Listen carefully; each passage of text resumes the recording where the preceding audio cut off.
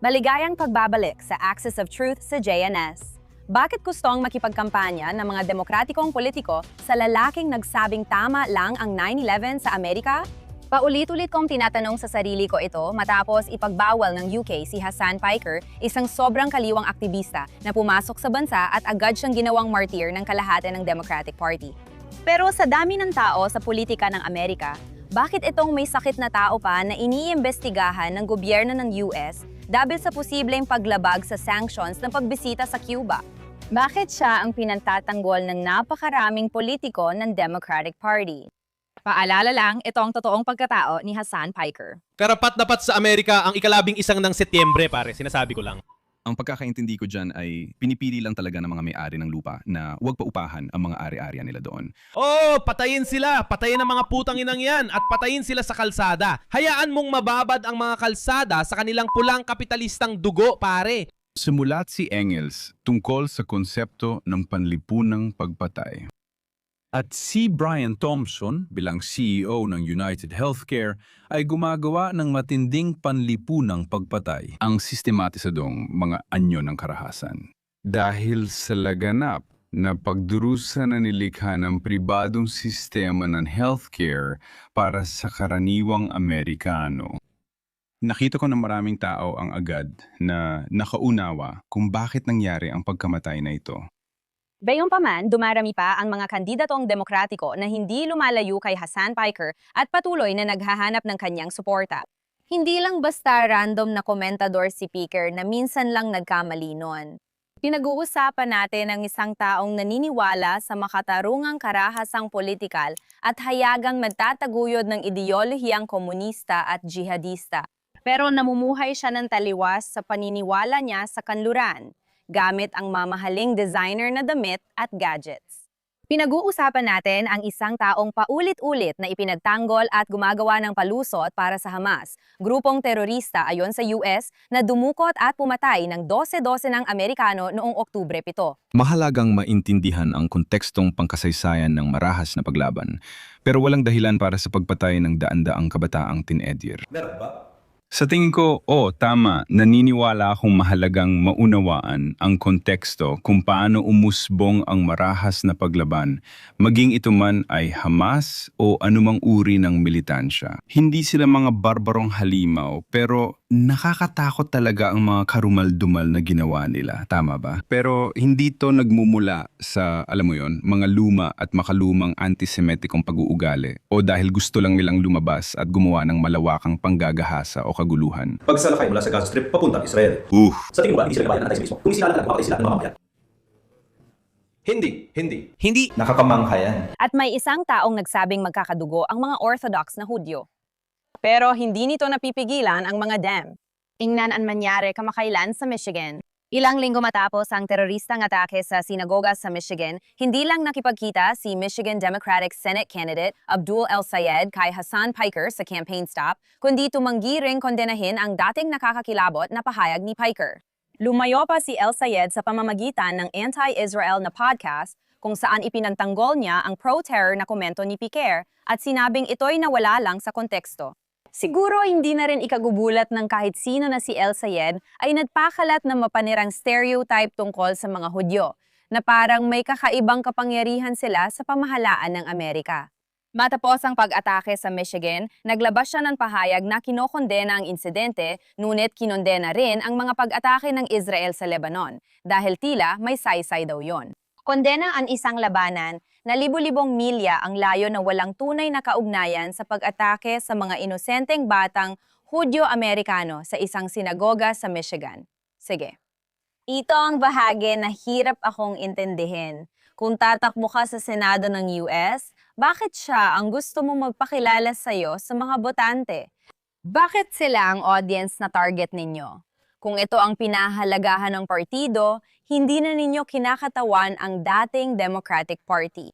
Kinakatawan ninyo ang anti-Americano third worldism na nakaugat sa ideolohiya ng jihadist na pagiging biktima.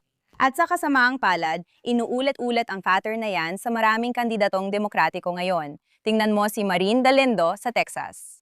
Buti na lang natalo na si Marin sa laban niya. Bago ito, nag-post siya ng video na sinabing gagawing bilangguan ang isang pasilidad ng detensyon para sa mga imigrante. Para sa mga Amerikanong Zionista, hindi mga Israeli, hindi mga dayuhan, mga Amerikanong Zionista.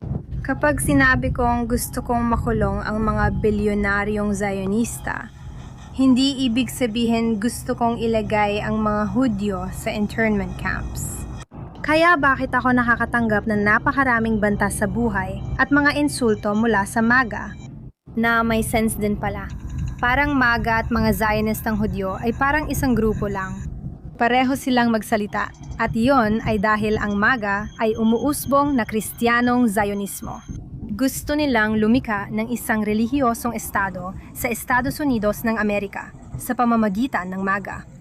Iyon din ang layunin ng Zionismo, ang gumawa ng mga estado ng relihiyon na puti ang nangingibabaw. Kaya, wala akong pakialam sa relihiyon mo. Kung Zionista ka, ibig sabihin naniniwala kang may karapatan ka lang sa isang lupa o isang tao lang ang may karapatan doon. Batay sa paniniwalang panrelihiyon. At kung papatayin mo ang lahat ng Semites para dito, oo, naniniwala akong panganib ka sa sangkatauhan at nararapat kang makulong. Hindi na ito tungkol sa polisiya ng Israel, kundi tungkol sa isang tao na nagsasalita tungkol sa pagpaparusa sa mga Amerikanong naniniwala sa karapatang sibil ng mga Hudyo. Paulit-ulit pa rin itong nangyayari. May mga kandidato ng Demokratiko na nagsasabi ng mga bagay na labis na laban sa mga Hudyo o mga bagay na ilang taon lang ang nakalipas ay ituturing na malinaw na laban sa mga Hudyo. Ngunit sa halip na tanggalin bilang mga kandidato, ang Partido Demokratiko na kamakailan lang ay napasok ng Democratic Socialists of America, Gumagawa pa rin ng mga palusot para rito, pero lumalala lang. si Adam Hamawi, Demokratiko sa Kongreso sa New Jersey, ay nanalo sa primarya. Hindi lang siya radikal na kaliwa, may koneksyon pa siya sa terorismo. Kaalyado siya ni Omar Abdelrahman, ang bulag na sheik na nahatulan dahil sa pambubomba sa World Trade Center noong 1993.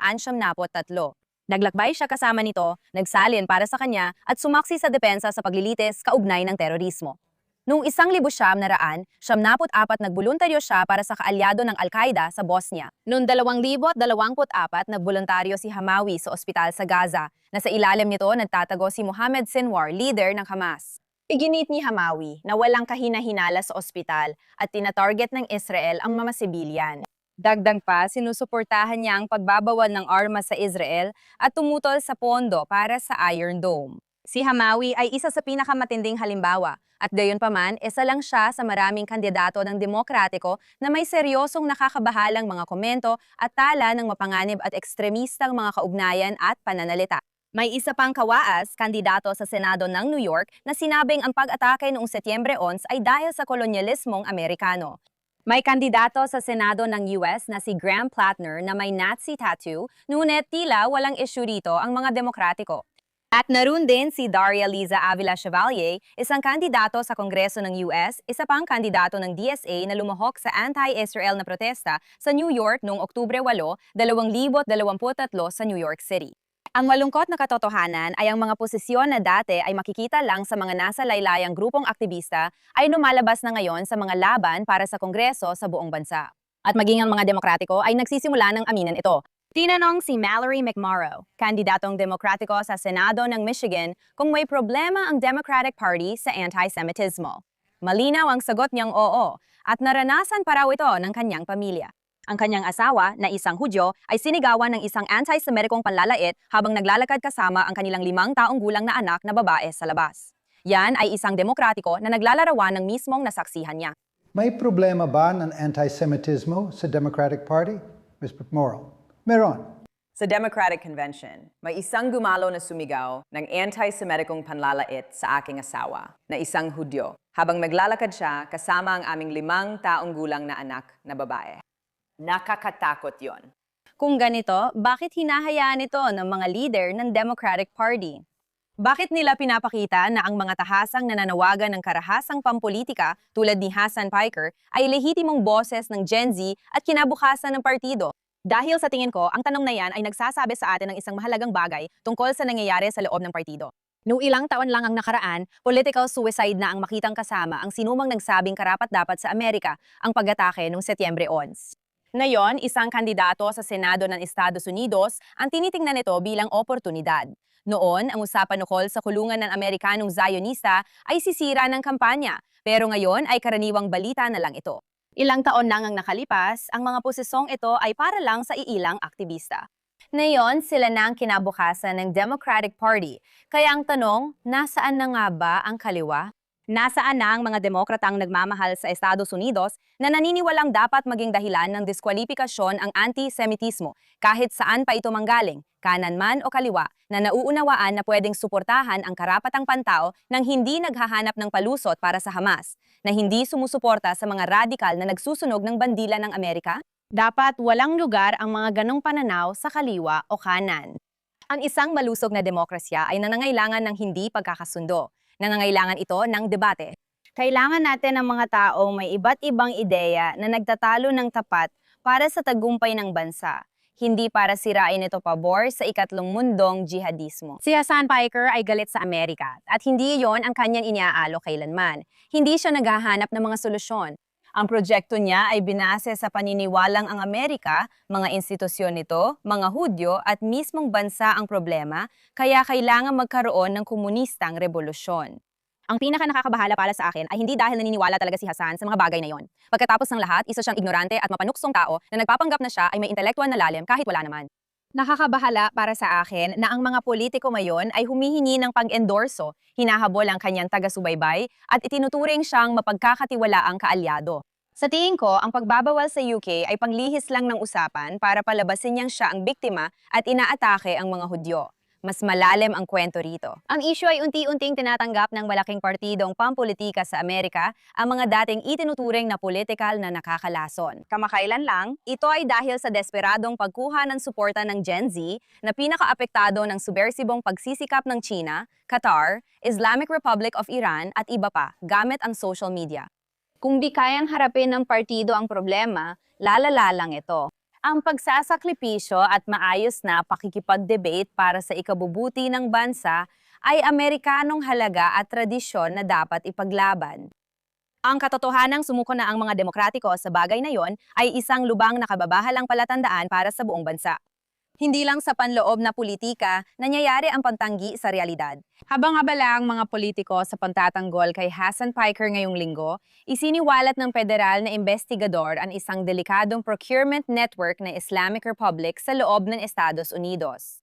Habang mas malalim mong sinusuri ang kwento, lalo nitong inilalantad ang matagal ng ilusyon ng Washington na ayaw nilang bitawan, hindi talaga nila maintindihan. Ngayong linggo, inanunsyo ng Department of Justice ang pag-aresto kay Jamshid Ghomi, isang mamamayang may parehong pagkamamamayan sa US at Iran na nakatira sa Newport Coast, California. Siya ang CEO ng tech companies sa Iran at ayon sa mga federal na taga-usig, ilang taon niyang binili ang networking, security at encryption equipment mula US para sa mga kliyente sa Iran, kasama ang mga konektado sa nuclear at militar ng rehimen.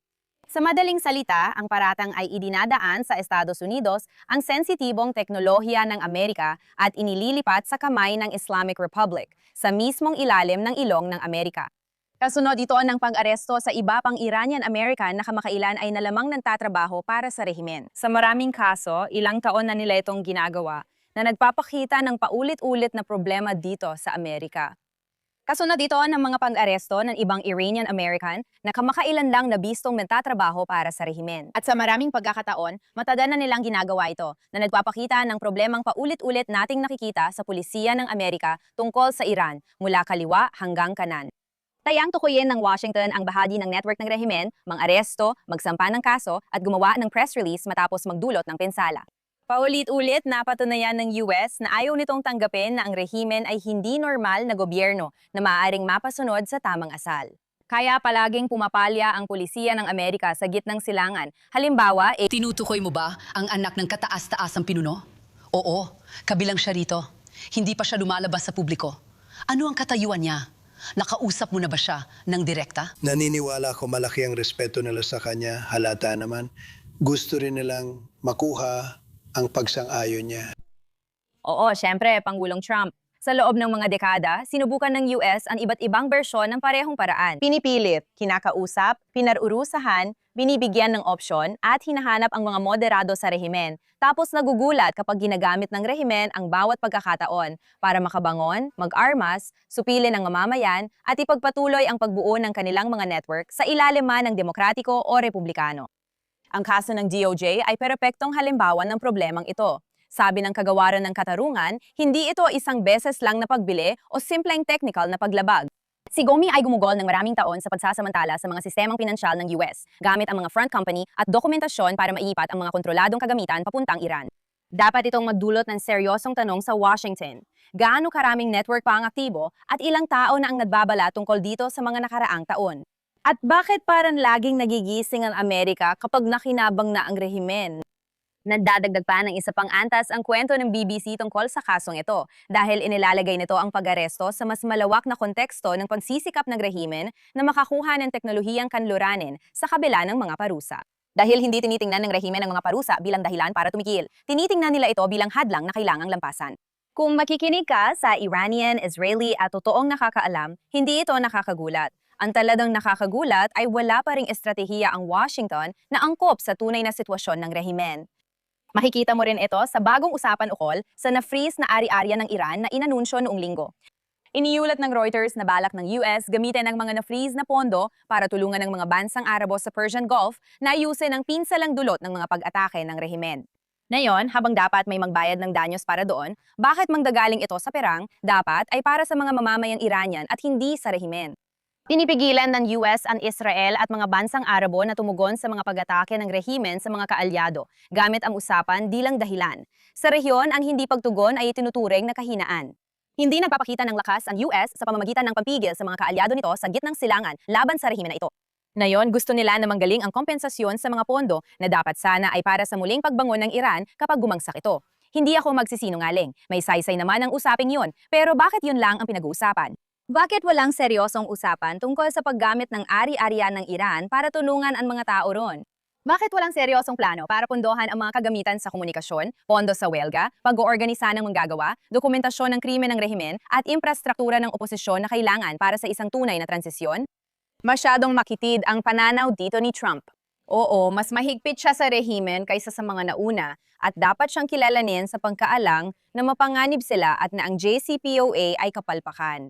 Noong simula pa lang, sinabi ko na parang gusto ng administrasyon ng isang tulad ni Dulce Rodriguez mula sa loob ng rehimen, isang taong magpapatupad ng pagbabago nang hindi binabago ang sistema. Hindi Venezuela ang Iran at ang Islamic Republic ay isang ideolohikal na sistemang nakabatay sa panunupil sa loob ng bansa at revolusyonaryong pagpapalawak sa labas nito. Matagal nan sa chain ng mga Iranian na hindi mababago ang sistema at hindi nila hinihiling ang mas mabuting Islamic Republic. Nais nilang wakasan ang Islamic Republic at handang mamatay para rito, kaya mahalaga ang usapin kay Reza Pahlavi. Hindi mo kailangan sang-ayunan ang lahat ng posisyon niya, pero anumang seryosong pansusuri sa politika ng oposisyon sa Iran ay dapat kilalanin siyang pinakakilala at hinahangad na leader ng oposisyon sa loob o labas ng bansa. Ang pagbabaliwala sa kanya o pagpapanggap na may lehitimong leader ng transisyon mula sa rehimen ay hindi seryosong estratehiya. Iniisip ng Washington na mas alam nila kaysa sa mga taong 47 taon nang nabubuhay sa ilalim ng rehimen ito. Mali sila, kaya mahalaga ang karanasan ng Israel. Mas naunawaan ng Israel ang gitnang silangan sa parang hindi naunawaan ng makakasunod na administrasyon ng US. Ang US ay isang soberanong bansang may sarili nitong mga interes. Matagal nang nagbababala ang Israel tungkol sa kalikasan ng rehimen ng Iran, ambisyon nitong nuclear, mga proxy network na banta sa US, infrastruktura ng terorismo na pumapatay sa Amerikano at paggamit ng diplomasya para muling magtayo. Pero kumikilos pa rin ang US na parang mas alam nila kaysa Israel kung paano harapin ang rehimen. Ito ang kabaliwan.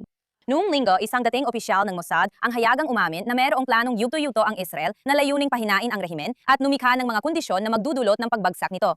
Naisasagawa na ang bahagi ng planong iyon pero natigil ito nang ipatigil ni Pangulong Trump ang digmaan.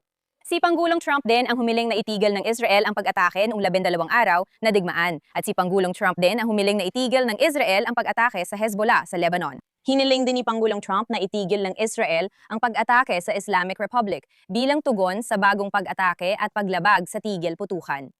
Ang mga hakbang na ito ay nagbibigay ng panalo sa Islamic Republic at nagpapaniwala sa kanila na kaya nilang kontrolin ang ibang soberanong bansa na wala silang karapatang pakialaman. Palaging ipinapakita ni Trump ang sarili bilang dealmaker, pero ang mga hakbang niya ay nagpapahaba ng buhay ng rehimen na nadudulot ng perwisyo sa mga tao sa reyon, mula Iranian, Israeli hanggang Arabo. Ngunit ang mga hakbang na ito ay nagpapahaba lang ng buhay ng rehimen at nakakasama sa mga tao sa rehiyon, mula Iranian, Israeli at mga Arabo. Ito ang problema sa pananaw ni Pangulong Trump. Kung layunin ay pamahalaan ng rehimen, laging may kasunduan, mga paraan para umatras, panhinto at konsesyon. Kung gusto mong anisin ang rehimen at siguraduhin di na nito babantaan ang US, ibang estratehiya ang kailangan, yung para sa mga tao, hindi sa rehimen. Iyan ang di naiintindihan ng Washington. Madaling ang US sa paghahanap ng mga bahagi ng makinarya ng rehimen pagkatapos ng mga pangyayari, pagsubaybay sa pagbili ng mga armas at paglalagay ng parusa sa mga kumpanya, pag-aresto sa mga individual at pag-freeze ng mga ari-arian. Kaya pa nga nila ang tamaan ng mga targets sa loob mismo ng Iran. Pero walang sagot doon sa mas malaking tanong, ano nga ba ang tunay na layunin? Kung layunin ay pahinayin ang Islamic regime, tuwing ilang taon, kailangan na naman itong harapin at mas dadami ang pagdanak ng dugo sa rehiyon at iba pa. Pero kung ang layunin ay magkaroon ng mas ligtas na Amerika at mas mabuting mundo nang wala ang grupong responsabale sa pinakamaraming pagdanak ng dugo sa rehiyon, marahil dapat ninyong hayaan ang Israel na gawin ang pinakamagaling naming gawin. Mahalaga ang kaso ng DOJ dahil hindi lang ito tungkol sa isang traidor. Paalala ito na patuloy na umaangko, lumalago at sinasamantala ng rehimen ang bawat pagkakataon sa lipunang kanluranin. Ang tanong ngayon, aminin na ba ng Washington na bigo ang pamamahala sa rehimeng ito mag-aaksaya pa ng isa pang dekada sa pagpapanggap na may magbabago sa susunod na kasunduan, parusa o tigil putukan?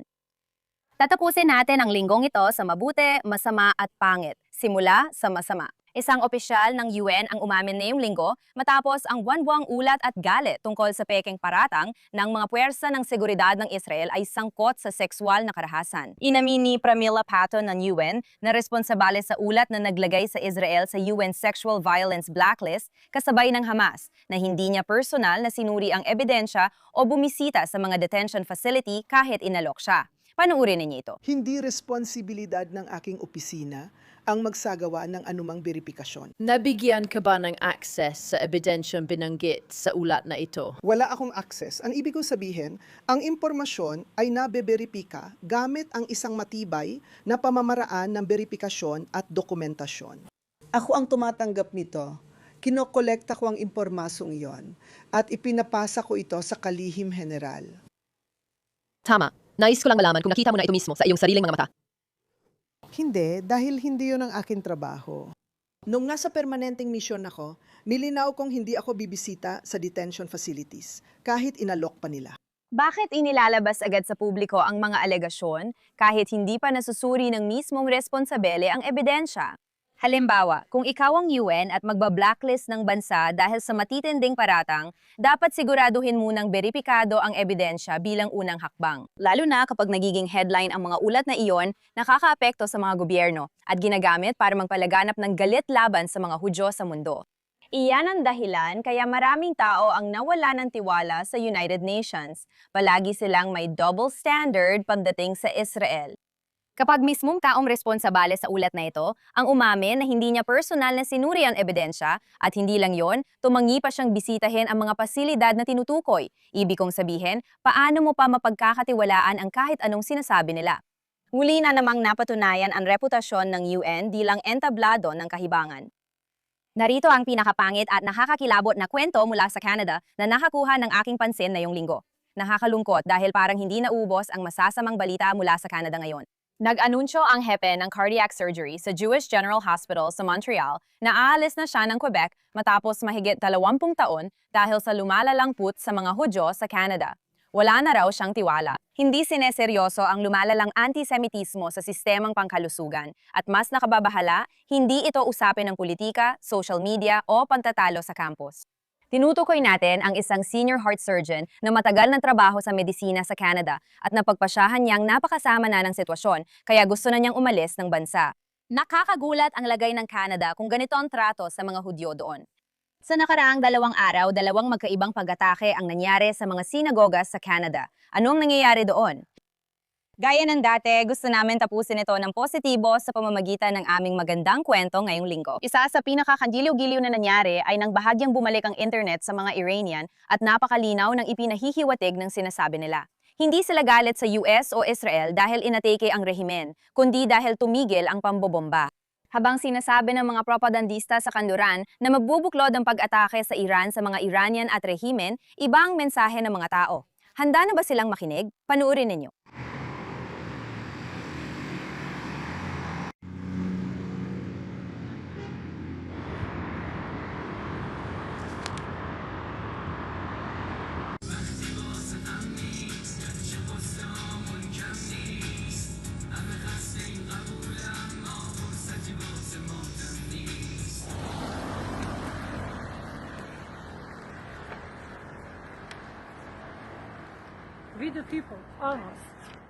Malungkot mang isipin, ito ang nararamdaman ng mga Iranian na kailangan para mapatalsik ang rehimen, nataliwa sa sinasabi ng maraming tinatawag na eksperto.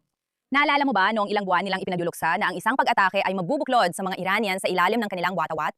Ang totoo, nagkakaisa lang ang mga tao sa ilalim ng watawat kapag binabayaran ang mga nagpoprotesta para suportahan ang rehimen.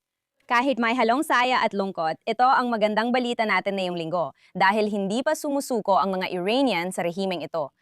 At ang kanilang katatagan sa kabila ng tila pagtalikod ng buong mundo sa kanila ay isang bagay na hindi pwedeng balewalain. Nakikisa kami sa lahat ng mamamayan ng Iran. Magpakatatag kayo. Patuloy pa rin kaming magsasalita para sa inyo.